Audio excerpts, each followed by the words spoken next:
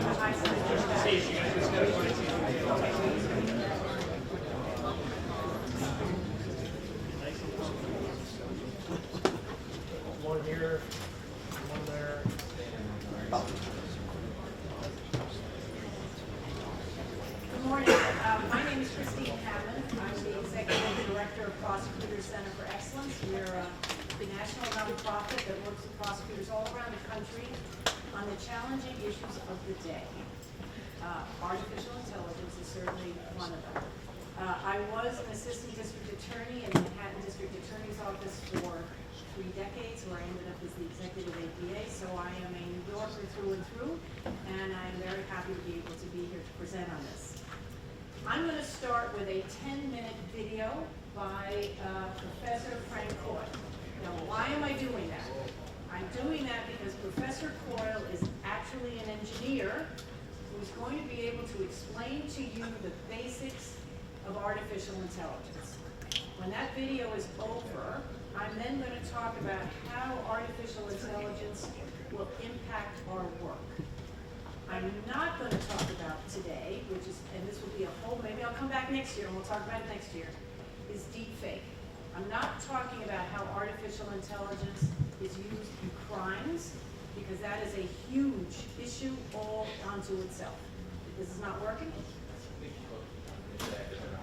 Okay.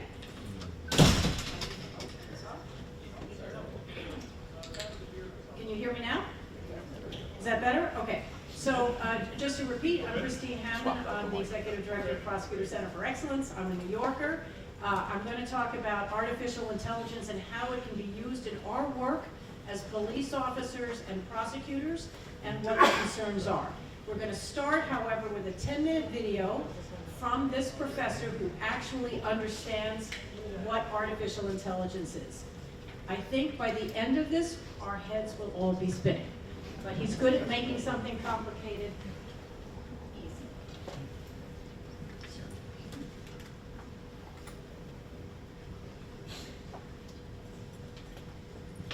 So I'm Frank Boyle from SMU in Dallas, and I am going to give you a high-level overview.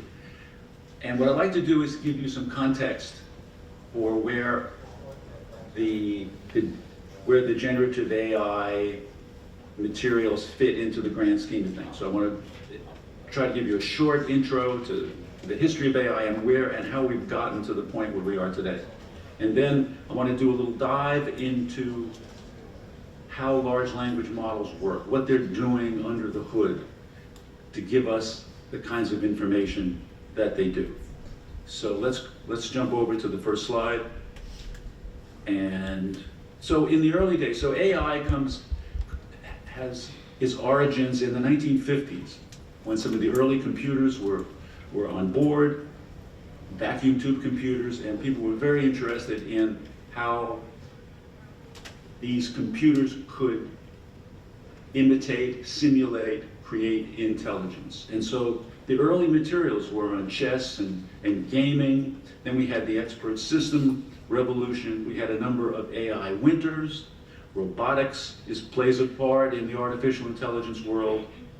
Then in the 1990s, we had the rise of the internet and the web. And that gave us a tremendous amount of data. We also had high performance computing. We had the rise of the GPU, which you all know is now the hottest thing with NVIDIA, basically sells GPUs, which are used to teach machines how to understand all things about the world. And neural networks are a basis of this. And then we now, on top of all this, we have things called, we're calling large language models, ChatGPT, BERT, a number of different items. So the next slide you see is something I asked DALL-E to generate for me, which would encompass the many dimensions of artificial intelligence. And you see this just kind of weird stuff that it makes. But it tried to bring together all the things that I mentioned in the previous slide. But as you see, it's not really good at spelling. It's good at making images. So the words are kind of related. You see numeral processing and so forth. So let's jump to the next slide, and I'm going to try to take you to a dive into the technology behind large language models. So, what does it take to build a large language model? What does it take? It takes data, lots of data. So that these large language models have been ingesting every web page you can find on the web, books, PDFs, documents, images, just digesting it. And the big players, Google, Microsoft, OpenAI, have the machinery, have the compute power to really grab all this data and process it. And so when it gets this textual data, it breaks it up into words called tokens. So we words, parts of words. And these words become the basis for its understanding of the universe. Now, all these machines need numbers. They all work with numbers. And so they take these words and they break them into numeric representations. These numeric representations are called embeddings. So you jump to the next item. So embeddings are really the key about how this works. So what does an embedding of a sentence look like? Let's take a look at the next slide. We'll see that, so if you have a sentence, the prosecution approached the bench. This will be converted into this giant array of numbers, floating point numbers, all between minus 1 and 1. And this huge collection of numbers is the basis for what large language models do. This represents their understanding of the text.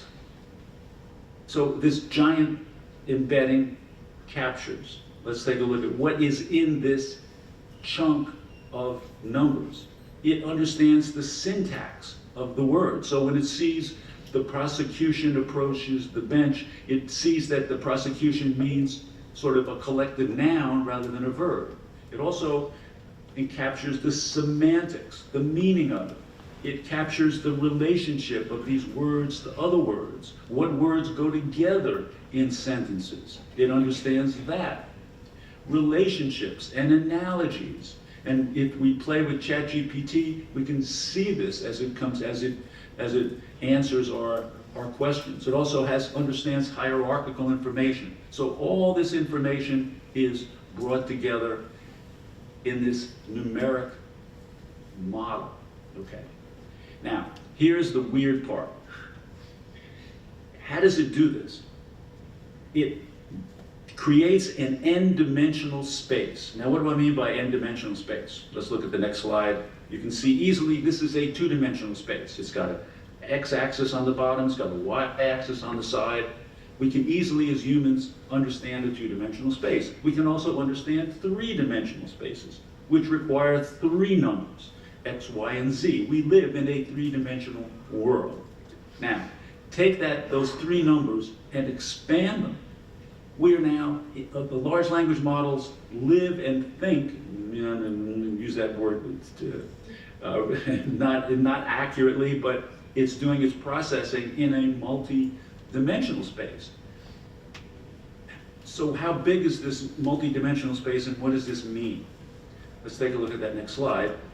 If you look down at the lower right-hand corner, you see that this is sort of a collapse of n-dimensional space into a two-dimensional space that we can understand.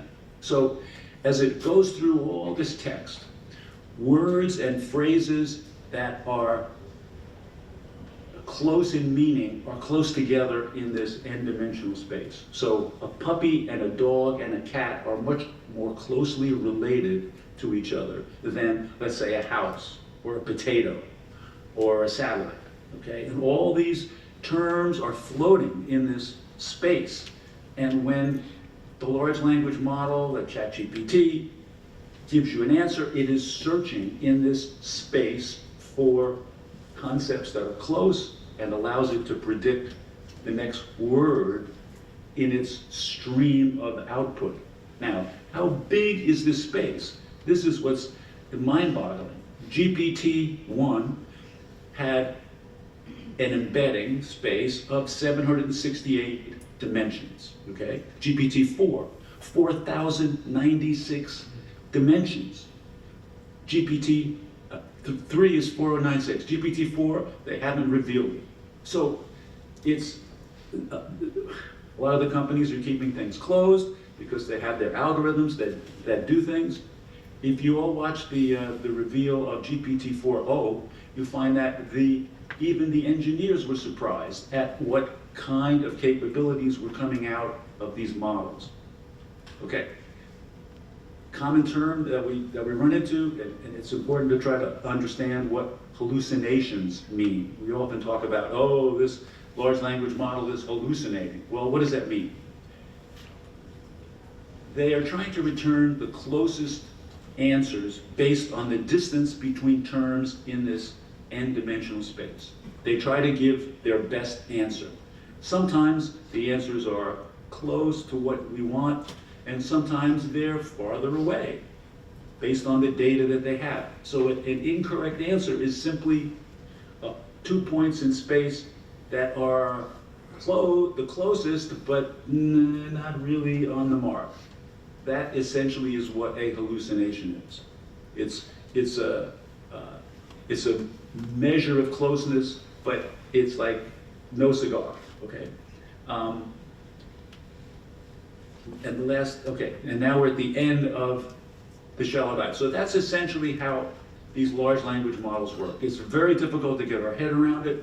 This is why you can't understand how or why these models are delivering answers that they do, because they're processing in this contextual space that we as humans cannot really grasp. Okay. Now, one of the big items that is affecting the legal profession, is affecting every profession, is the concept of generative AI, where these models are creating things, creating images, creating text, creating voice. How does this happen? There's a technology that comes out of the neural network world called generative adversarial networks. And the way this works is you have two programs. One program tries to create something, let's say fake currency. So you have this program trying to create fake currency. You have another program called the discriminator who gets a real picture of the currency and whatever the generator is generating. So the discriminator says, this is a terrible example. You're really way off. This is the real deal. So then the generator then uses the information to adjust its algorithm. And this process occurs hundreds, thousands, millions of times until the discriminator cannot tell, it's a 50-50 chance, from the real or the fake. And this is how these deep fakes work. Just constantly training. So let's look at just a few examples that I found on the web. One of the things people use this for is face recovery, which I think is impact for the courts.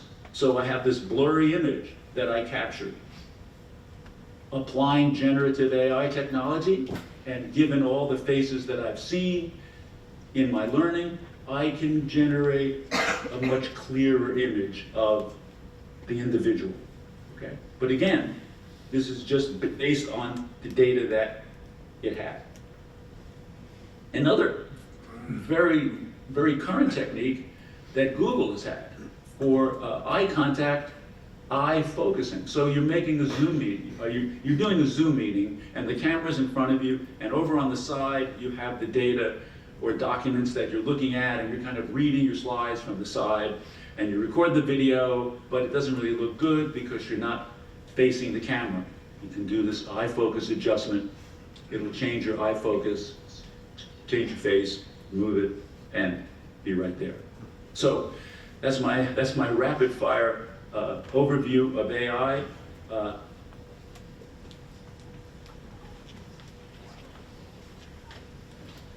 Okay, so that was the video. That was our engineer explaining to you what AI.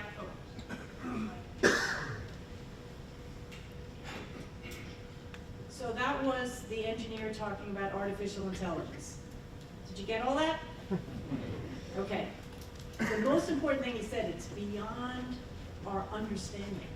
You know, it's multi-dimensional in a way that we can't even grasp.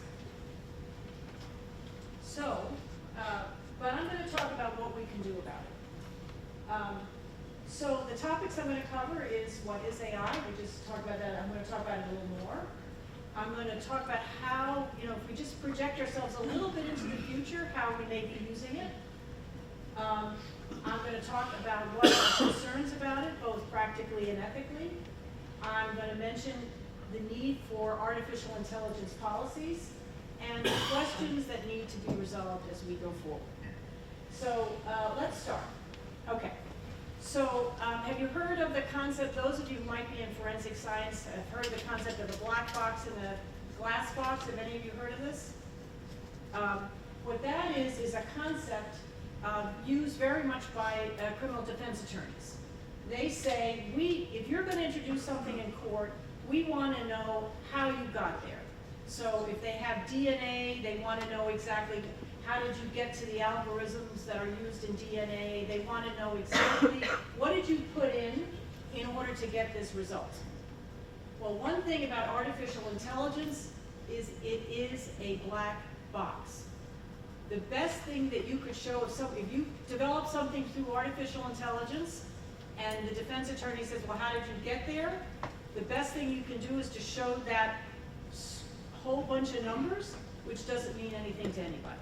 So on its face, AI, if somebody said, how did you get there? It's too complicated to explain. The discriminator, did you see what he talked about with the discriminator? That artificial intelligence is training itself to be better all the time. So that means it's getting better and better and better, faster and faster and faster.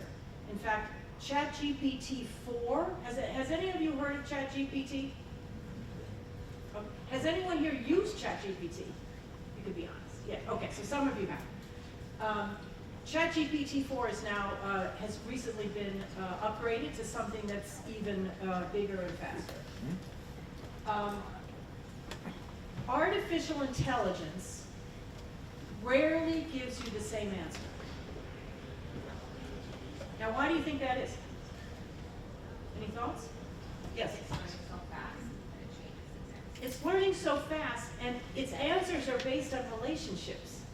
So when you think about asking artificial intelligence a question, it's no different than asking a question. If I ask the same question of every one of you in this room, I would get different answers. So it doesn't mean that artificial intelligence is wrong. It just has different points of view, just like people have different points of view. It has different relationships of information to one another, because it's all relational. People talk about bias. Artificial intelligence isn't a person, so it doesn't have feelings. It only has what it's been fed. So whatever it's been fed is what's going to come out. So you may have seen Google had artificial intelligence and was quite concerned about bias in its algorithms. So it was worried that there was a white perspective on the information that was in AI. So it fed more information into AI. But then when you ask them to show a picture of George Washington ended up being a black man because they fed this other information into AI and it just spit it out. So it's all about what's fed into AI, which is what comes out of AI. So it is not bias like a human being, it's just bias in what's put in there. And what's put in there now is everything on the internet. Everything that's ever been written. I mean, it's enormous when you think about the amount of information in AI. So let's ask ourselves, okay, AI sounds like it's really far away. Well, it's not. It's already, I would venture to say, in everybody's office. So where is it? Okay, does anyone here have Microsoft 365, Outlook, Word, so on? Okay, have you seen how Word starts to predict what you're going to write? What do you think that is? Artificial intelligence. Microsoft is now selling Copilot. That is artificial intelligence. If you have a subscription to Microsoft 365, you know how it upgrades itself every year, it updates? You've got Copilot in there. You're giving artificial intelligence, potentially, if you have that as part of your subscription, to your staff. Adobe. Has any of you seen like a PDF and up in the corner it says, can I summarize this paper? That's artificial intelligence. We have it already. Google Translate. Has anyone used Google Translate? It's pretty great. Artificial intelligence. Transcriptions. When I do a Zoom call now, I transcribe as we talk. It's wonderful. Then I don't have to take notes. Artificial intelligence. ChatGPT being used by the staff and you don't know it. You think that's happening? People are using it. If they're under 25, they know it. They're using it. So it's going on in your office without you knowing it. Facial recognition. Another aspect of artificial intelligence that is growing by leaps and bounds and getting better and better. Facial recognition, I mean, how nice is it when you look at your phone and you don't have to remember your password? I mean, it's all over. So the thing about artificial intelligence, it's not a thing by itself. It's embedded everywhere. It could be anywhere. So it's just something to think about. Okay, so now we're going to pretend like we are just a little bit in the future, and we'll see how this can play out to help our cases. And we're going to just pretend that all this is working. Right now we're going to be optimistic. So, okay, so you're a detective, and you saw a little bit of this in the interview. You can use artificial intelligence. You have some surveillance videos, and you can clarify the photographs using artificial intelligence. You can also say that you have so many videos that happens. You might have body-worn cameras, you have surveillance videos, you have stuff from DOT, all kinds of stuff, and you say, look for the red car with such and such a plate, and look for a man in a blue hat. Artificial intelligence can help you find it. And then you finally get that face that you're looking for, and some of this is being done already, and now you say, okay, let's take this face that I have from my surveillance video, run it against our mugshots, run it against DMV, run it against photographs, and tell me who this person is. Some of this stuff you could do already, right? Some of this stuff you are doing already, artificial intelligence. Okay, the next, digital evidence. So how many of you had cell phone downloads like terabytes worth? Is this common? You get a lot of stuff. You can ask, and I have seen this done, you can ask artificial intelligence to go through all your cell phone downloads to look for certain things. I just spoke to someone who did this they had 14,000 texts, and they searched for certain words, and they used those words to find the goods on someone. You can use artificial intelligence to help you write what you need to write, subpoenas, search warrants. And Axon Draft 1. Have you all heard of Axon Draft 1? This is where Axon is using body-worn camera audio to do a first draft of a police report. Is anyone doing that here? It hasn't. There are some states where police officers are using Axon to write the first drafts of a police report. So for a prosecutor, so that's, this is all like either here or almost here. You can imagine that artificial intelligence could help assign cases to people based on their caseloads and their ability. One thing that I just think would be amazing is if one could dump all of the information in a prosecutor's case management system into artificial intelligence, so that when you got a case, you could say, have we ever seen something on this block before? Have we ever seen this person before? Have we ever seen this? What do we know about the people and places in our current case? They could assess for you, artificial intelligence, the pros and cons of whether you should get treatment or diversion. You could have reminders. Have you remembered to charge this? Have you subpoenaed so-and-so? Have you asked the police office for these or those records? And it can summarize body-worn camera footage and digital evidence. For discovery, which here in New York is very burdensome for prosecutors and police, because I'm sure I'm a prosecutor.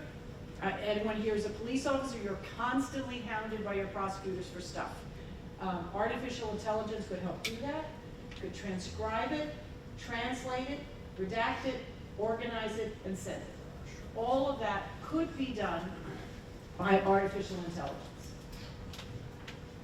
At a trial, a colleague of mine is a director of training in the Manhattan DA's office, and she had a fact pattern for a case that she was going to use in her training, trial advocacy training class. She fed the fact pattern into artificial intelligence and said, write me a direct examination of this witness and a cross. How do you think AI did? What do you think? It did pretty well. It came up with a direct and a cross of that witness. It can create exhibits. Now, in Professor Coyle's talk, you saw those pictures? They're sort of wacky pictures. Those were all created by AI. DALL-E, he mentioned DALL-E, D-A-L-L-E. That is artificial intelligence visual component. And so it can create all kinds of pictures and exhibits. This is an interesting one. I met someone who said that he was creating artificial intelligence personalities. So artificial intelligence, as I mentioned, it's not just one thing. You can make it whatever you want it to be. So he created 3 different personalities that could be, and I'm talking from a prosecutor's perspective. One was an appellate lawyer. So he said to AI, gave it prompts, I want you to believe that you graduated from Harvard, top of your class, you know all of the case law, and you're a wonderful writer. And they used that personality to help write, you could use that to help write briefs. Then they created a personality called the defense attorney. You are a criminal defense attorney. This is your experience. This is your schooling. What do you think you would use your AI defense attorney personality for? What would you use it for? I'm sorry? Prep, right. Ask this thing, what's the defense attorney going to say when I try this case? The third personality they created, and this guy was from the West Coast, because we wouldn't do that here, but he created the surfer dude juror. So he created a guy who was a surfer dude with a high school education, and what do you think they did with him? What would you do with surfer dude if you could talk to him before the trial? You know the answer. Yeah, do you understand what we're talking about? Exactly. Run your case against that personality. So it's pretty amazing. And then you can have AI help you draft memos and sentencing memos and so forth. For management, AI could also be very helpful. You could ask AI, because this is some of the things that managers do, and this could be for police or prosecutors. How's my staff doing? How many arrests are they doing? Are they getting their paperwork done? How many cases do they have? Are they disposing of their cases according to our policies? Just to monitor just daily data about how cases are going. You could identify where is it that we're losing in court, or where, if you're in a law enforcement, where is it, what cases are the cops bringing to the prosecutors and not getting charged? What's happening? What's going on with those cases? Let's do some training. You could track how many caseloads, who's got which cases. Is one cop making a ton of arrests and another one not? Is one person too busy and another not? How do we distribute things? Policy development. This would be terrific. We're all struggling. DCJS, this whole conference is about public safety. How do we improve public safety? And so we're all trying a million things. There are 1,000 people here, and I don't know how many different presentations, and the bottom line is, how do we improve public safety? AI can help you analyze, is this idea working? Is that idea working or not? So, that's the good news. So AI can help us.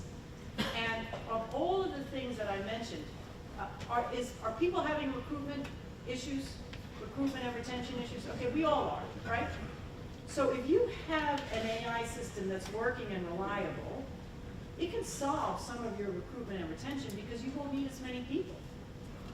Your mundane tasks can be done by AI, and you can leave the more complex, sophisticated work to your human beings. But let's look at some of the concerns. So, as I mentioned, has anyone here heard of Draft 1 from Axon?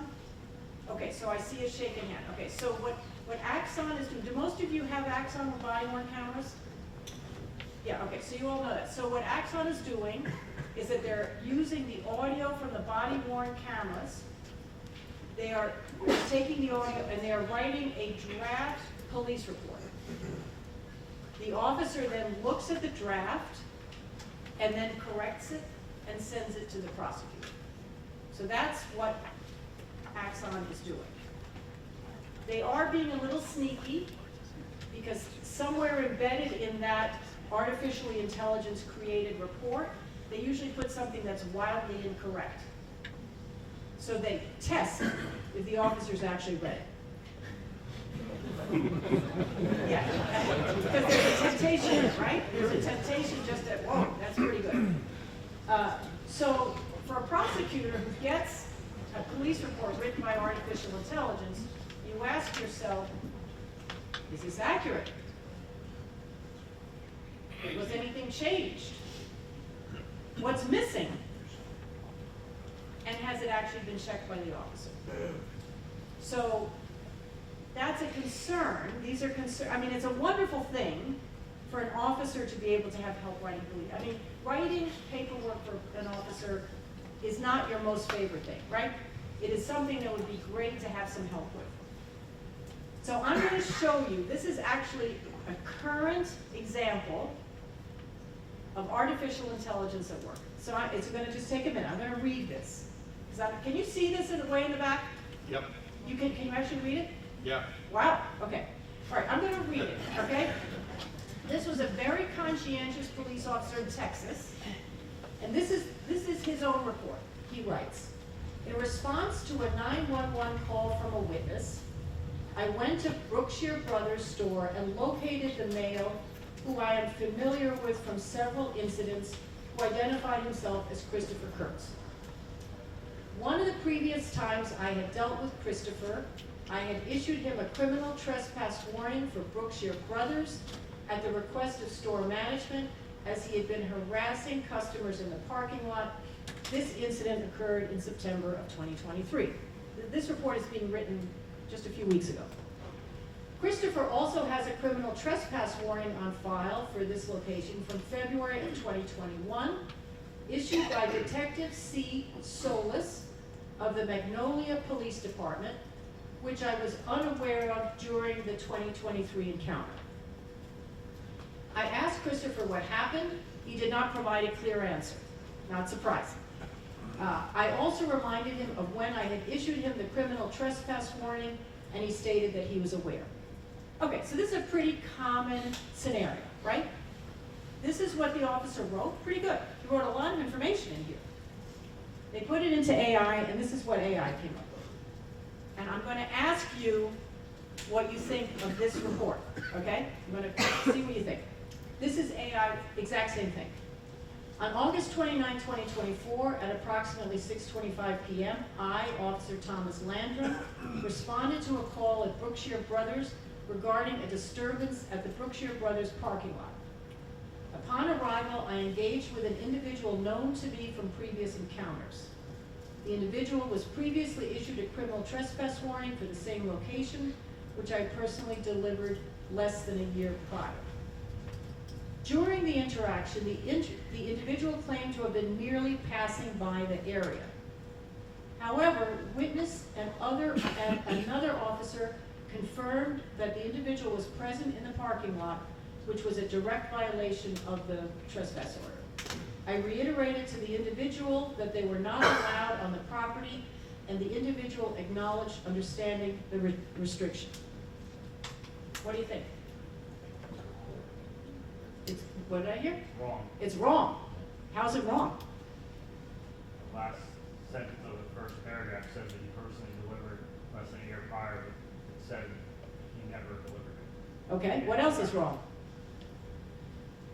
Saying the other officer was an eyewitness this time. They say another officer. There was no mention of another officer. Good point. How about here he says, where is it? He says that the guy,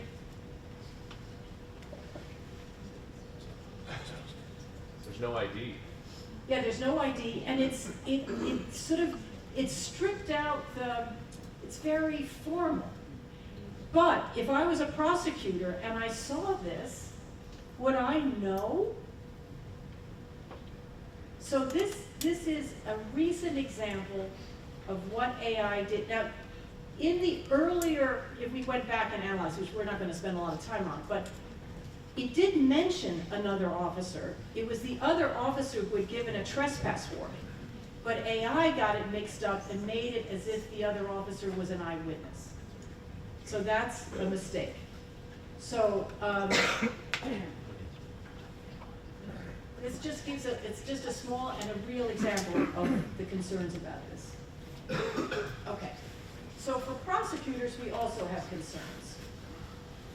And I guess this would be a concern for anyone, is, you know, if AI is doing all this review for us, maybe we're not going to be looking at stuff as much as we used to. You know, we won't be as familiar with the materials as we used to because we're having AI do it for us. We could miss important facts. You know, for prosecutors, we have to provide exculpatory material, giglio material. If we're not looking at it and relying on AI, we may miss all of that. And as prosecutors, we're liable for it whether we see it or don't see it.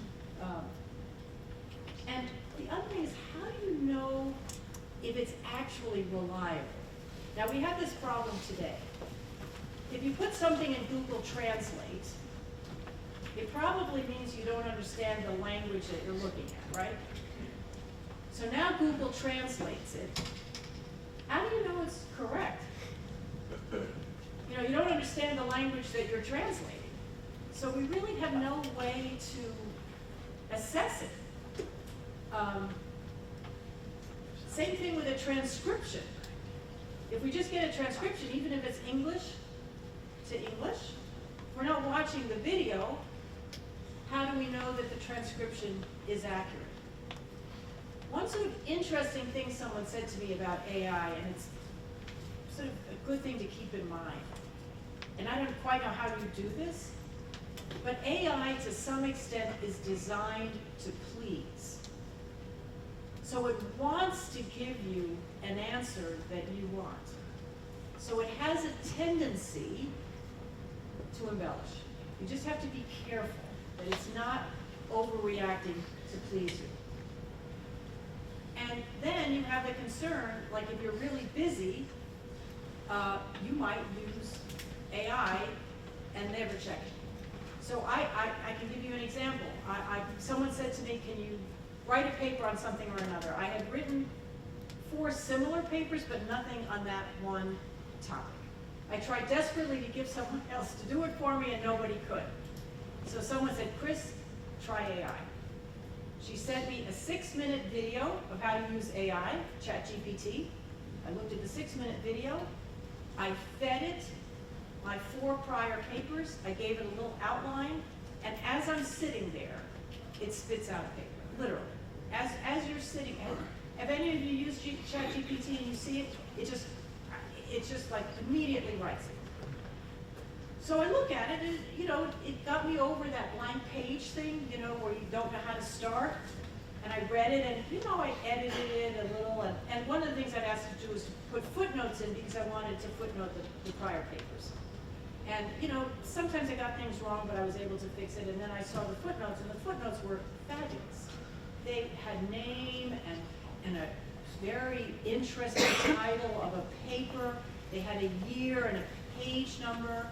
Several footnotes, and I'm going, I've been working on this topic for years. How could I not have seen these articles? I mean, they're like perfect. Every single one of the footnotes. So luckily, I put those footnotes in Google. There wasn't a single one that was accurate. Not a single, it was all made up.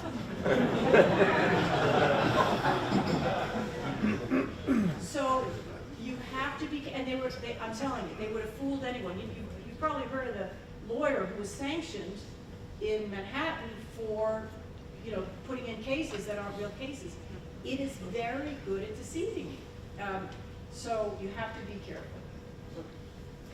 So then ethics. This applies particularly to the lawyers. But it also applies to police. We must keep our information confidential, right? You cannot just throw out your witness's name and address into the universe. You can't let your CI names out there. We're in a business of confidential work. So we have confidential information that we have an obligation as lawyers, we have a professional responsibility to keep confidential information confidential. We have, as lawyers, this is interesting, as lawyers, we have an obligation to understand artificial intelligence. There are American Bar Association rules that have been adopted by every state in the nation that says that lawyers have to be technologically savvy. It is not good enough to say, I'm over 30, I don't know that stuff. We have to understand it. We also have an obligation to make sure that any significant decision is made by a human being and not by artificial intelligence. So this is ethics. Oh, and for those of us who are over 30 and who are supervisors, this goes to the lawyers, we have an ethical obligation to make sure that the people who are working for us are using it appropriately. We can't say, oh, I didn't do it, that was my young lawyer, they did it, it's not my fault. It is your fault.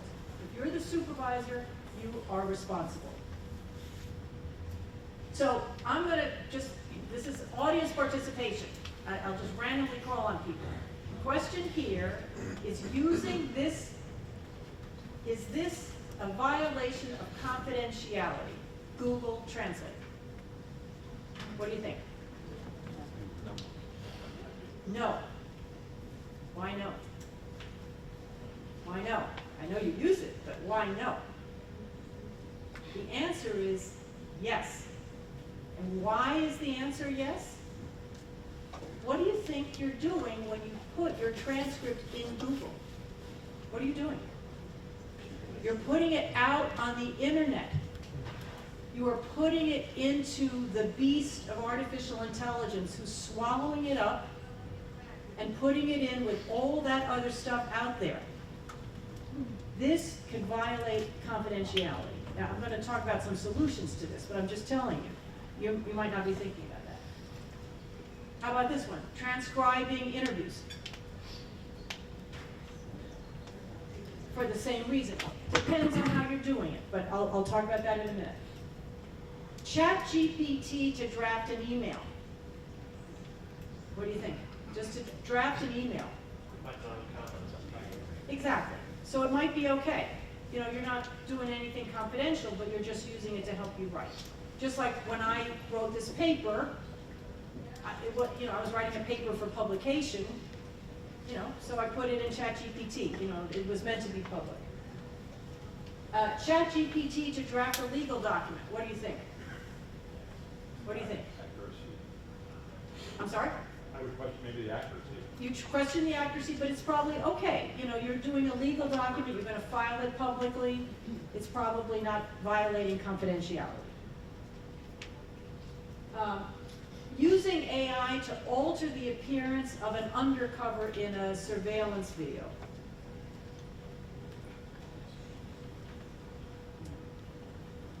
I think it depends on what you're using.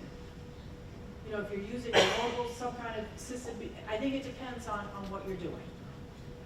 And the bottom line, I'm not sure. I don't really know. But these are things you have to think about. If you're doing something where you're putting your undercover face out into the internet, you've got to be careful. So you've got to look, and I don't know the answer to all these things. ChatGPT to summarize multiple police reports. You have a whole big investigation. You have police reports. The DA is helping you, and the local police is helping you, and you want to figure out what the hell's going on. What do you think? Does that violate confidentiality? Yes. Okay, you're putting all these police reports into the internet. ChatGPT to analyze cell phone downloads. Yes. So the example I gave earlier, I have a group of people from around the country, I have prosecutors from around the country where we're talking about this stuff. And we're talking about it on multiple levels. How do you use it? What are the problems? How do you use it for crimes? And someone told me this story, that they had 14,000 text messages, and they used it to figure out where the useful text messages were in order to indict someone. And they were very proud that they had used AI. But the problem was, it violated confidentiality. You know, it was a good use, but there's a problem. It was in Texas, so I don't know if they care in Texas. I don't know. I don't know how it was in Texas. It wasn't in New York. Let's put it that way. Okay, so what we're going to talk about is, what do you do about all this? How do you create policies? I mean, how do you start? I mean, it's like you got to put one little foot forward to start, and how do you start this process? So I'm only aware, I'm sure there's more, but I'm going to give you 2 examples, and there are not many policies. So this is a policy from a county. Hennepin County is Minneapolis. So they have a county-wide, that has nothing to do with law enforcement, it's just for the whole county. And they say you can only use AI to help you make a decision. You can only use it to deliver better services. You have to fact check what you have, and you can't share non-public data. So this is pretty simple. I mean, there's no detail in here, but it is a fundamental policy. That's the beginning. I mean, there's nothing here you could really quibble with. So this is just a fundamental policy from a county. Here is a very rudimentary policy from a prosecutor office. This is from the Office of Special Narcotics in New York City. They have citywide jurisdiction of narcotics cases.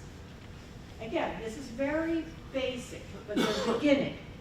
You can't enter confidential information into artificial intelligence systems. You can't use AI for legal conclusions or citations. You can't use AI to write code or create realistic images. Thank you. What I didn't mention is one of the amazing uses of AI is to write code. So your IT departments, that's a place that AI might be being used and you don't even know it. Your IT staff may be using AI to write code. Now again, I don't know if that violates confidentiality, but they're using it. You cannot download AI tools onto work computers or phones. So they don't want people downloading ChatGPT and so forth. And you can't use AI for final versions of memos, letters, or reports. Now they say final versions. So here they're allowing their lawyers to use AI to create drafts, but the lawyer still has to create the final version themselves. So here are questions to be resolved. The number one question, I think, for law enforcement and prosecutors is how do you create a confidential artificial intelligence world? You need like a bubble of artificial intelligence that you can use that you know will not go out into the wide, wide world of the internet. Now this is being developed, and it's being developed because private companies want it. There's money in this. You know, if you're a, I don't know, a software developer company, you don't want to put your code out into the internet so that your competitor can see it. So private confidential AI systems are being developed that have firewalls that do not allow the information to go into the outside internet. So if you have a subscription to this, for example, you could constantly get updates of general AI. In other words, whatever AI is developing, you could get updated on a regular basis, but whatever you add to it doesn't go back and feed AI. So you get the benefit of improved AI, but, for example, if you're a police department, you could dump your RMS system into it, and it would be confidential. A prosecutor's office could dump their case management system into this private AI system.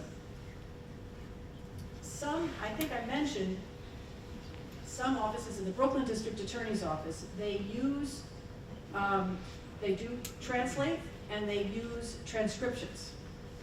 How do they do it? What they have done is they have contracted with a company that does that kind of work, And in the contract, it says, when we send you these videos to be translated or transcribed, you may not feed it into the artificial intelligence universe. And so it's in the contract.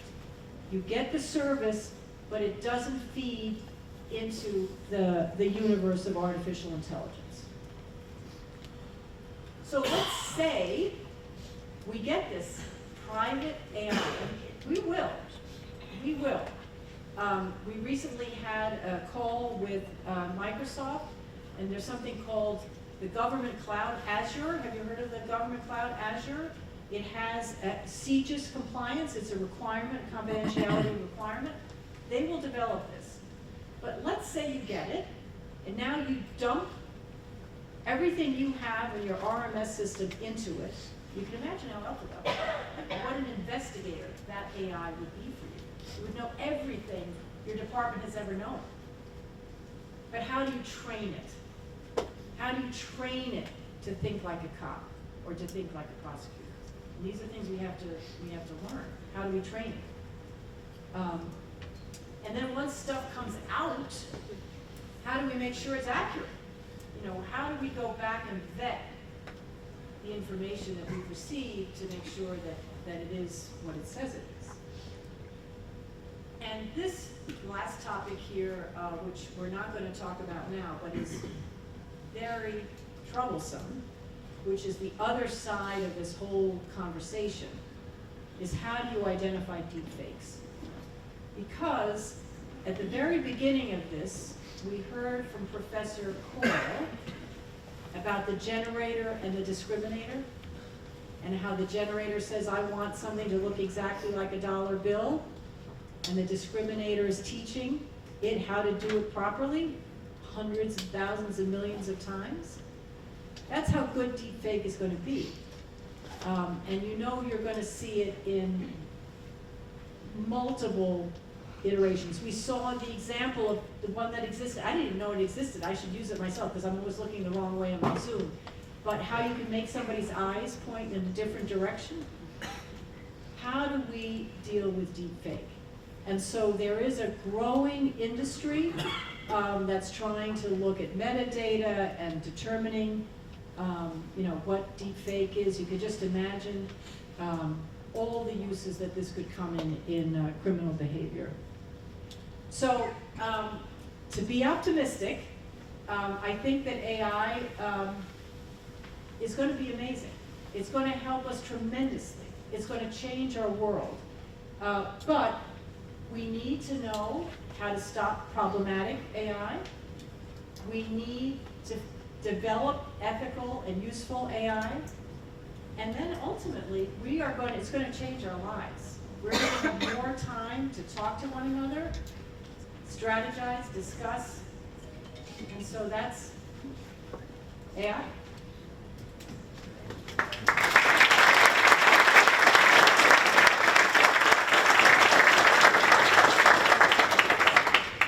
Any questions? Most of which I probably can't answer. Yes. Do you have any thoughts on prosecutors needing to get around the black box issue of, it being incomprehensible and foundational struggles with some of this information? I don't think there's any way to get around it. Oh, I should say, one thing I should say to the prosecutors here, defense attorneys are using AI. Defense attorneys will make that argument about the black box if you want to introduce something that has been generated by AI, and the answer is it's a black box.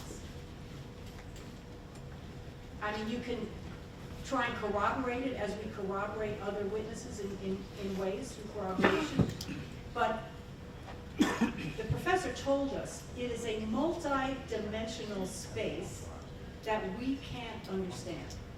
We're in a three-dimensional space. This is like thousands of dimensions. I don't even know how you understand that. So I think it's just a black box. Yes? With Axon Draft 1, what do you see to be the issues prosecution-wise if large-scale amounts of agencies start moving that? Our concern, particularly in New York, because of our very difficult discovery statutes, we have to show earlier versions of it. draft one does not save what the officer changed. So if the officer reads it and then changes it, and then there are multiple versions, it doesn't save that. And so we won't know that. I did have Axon on a call recently, and I asked them if there's been any litigation around the country about that issue, and it hasn't been yet, because it's so new. But that might happen. A smart defense attorney might say, well, you know, how do we know what the officer put in or took out, or, you know, this is AI, and we're not gonna know, because it isn't saved. Yes? But in that instance, would it be the police officer who testified, as it's been in the past, right? Well, in 1998, that's when I started. Yes. When you put a police officer or detective up on the stand, and it's all about their credibility, right, also? Well, I think we know where officer credibility has gone lately, so yes, you're right, that we could do that, but whether that would sustain the day, if a court says that this digital evidence had been available and was destroyed by Axon, I don't know what the answer would be. But you're right, we could use the officer, yeah. On this issue of the difference between what actually happened and what the AI-generated report said, recently I was listening to actual recordings of interviews and comparing them to the officer's summary of the interview. Yes. And you have that same reality. Yes. That the summary generated in a report is often not completely accurate. Either. And may add something or be a different conclusion. So you're not really dealing with a new issue, it's just a new source. Exactly. No, you're right. And one way of sort of thinking about AI that someone mentioned is, if you have AI, think of it like having an intern in your office. They're willing and capable, but you have to teach them. Now, you mentioned a human being can make mistakes on transcripts. We're forgiving of that. Right at the moment, we're not as forgiving for AI, because I think people think it's a machine, but it's a very good point. It's kind of like a person. Any other questions? All right, well, thank you very much. Go forth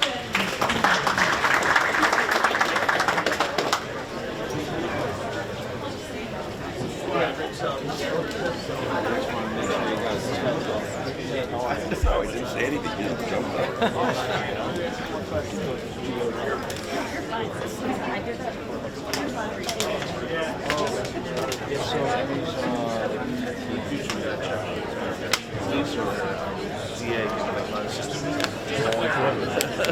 It made a big difference. It's really got nothing to do with that.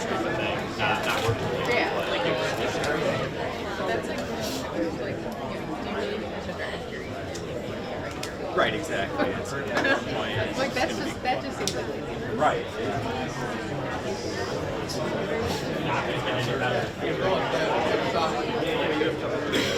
Exactly.